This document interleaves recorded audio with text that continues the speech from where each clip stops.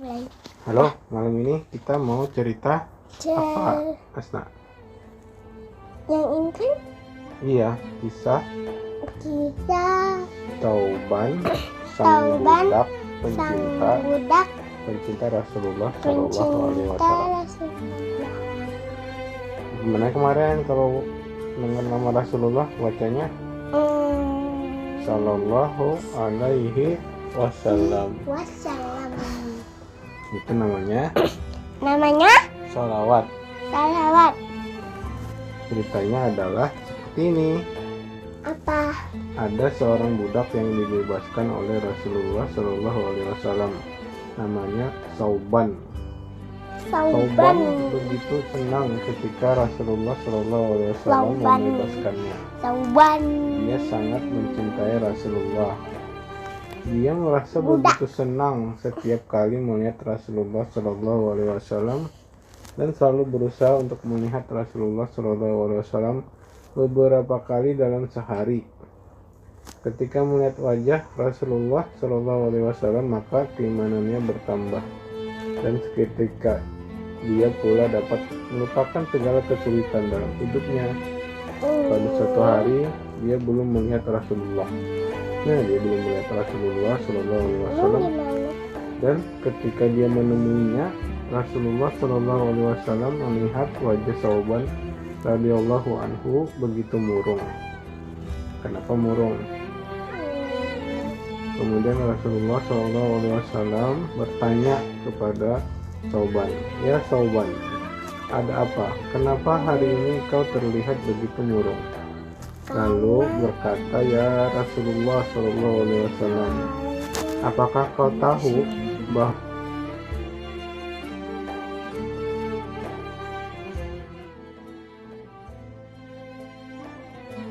melihatmu, aku merasa begitu senang dan aku harus melihatmu. Kau tidak tahu perasaan hatiku. Ya Rasulullah, aku begitu bahagia karena dapat melihatmu sekarang. Tapi ketika aku tidak melihatmu, aku memikirkan kematian dan akhirat. Dan aku berpikir ketika kau diambil oleh Allah Subhanahu wa Ta'ala dan masuk ke dalam surga, maka kau akan berada di surga yang paling tinggi bersama para anbiya, orang-orang yang syahid dan orang-orang yang saleh. Sedangkan aku tidak dapat melihatmu lagi. Karena jika aku masuk surga, maka aku akan berada di surga tingkat yang rendah. Bahkan kemungkinan aku tidak akan masuk surga. Dan jika itu yang terjadi, aku tidak akan bisa melihatmu lagi." Wallahi, tepat pada saat dia selesai berkata demikian, malaikat Jibril alaihissalam turun dan mewahyukan ayat. Dan barang siapa yang mentaati Allah dan Rasulnya, mereka itu akan bersama-sama dengan orang yang dianugerahi nikmat oleh Allah, yaitu nabi-nabi, para siddiqin, orang-orang yang mati syahid, dan orang-orang soleh. Dan mereka itulah teman yang sebaik-baiknya. Quran Surah An-Nisa ayat 69. Ketika Sauban mendengar ini, subhanallah, dia mulai tersenyum lagi, dan dia seringkali memberitahu orang-orang, "Apakah kau tahu bahwa ayat ini diwahyukan karena diriku? Apakah kau tahu bahwa cintaku kepada Rasulullah Shallallahu Alaihi Wasallam begitu meluap-luap? Ketika aku berpikir tak akan pernah melihatnya lagi, tiba-tiba Jibril alaihissalam turun dengan sebuah ayat untuk memberitahuku bahwa aku tidak perlu khawatir jika ingin bersama dengan Rasulullah Shallallahu Alaihi Wasallam di akhirat. Yang harus kita lakukan hanyalah menuruti sabdanya Nabi dan menjauhi segala yang dilarangnya." Ini adalah pelajaran bagi kita semua bahwa jika ingin menjadi sahabat Rasulullah Shallallahu Alaihi Wasallam di surga, maka kita harus menjadi muslim yang lebih baik dengan mengikuti sabdanya dan menjauhi larangannya.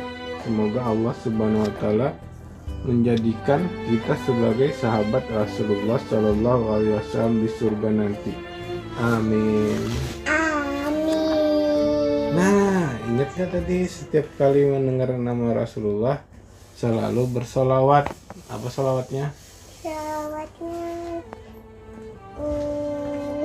Sallallahu alaihi wasallam. Sekarang baca doa tidur. Bismillahirrahmanirrahim. Ahyana wa bismika amut. Baca Al-Fatihah.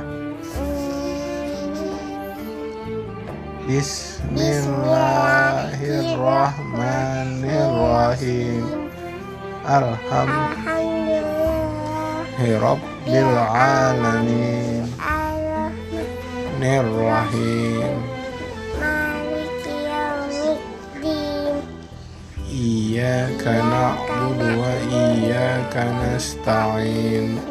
Ihdinas siratal mustaqim. Siratal ladzina an'amta 'alaihim ghairil maghdubi 'alaihim waladdallin. Amin. Ayo kita tidur. Bye bye. Bye bye.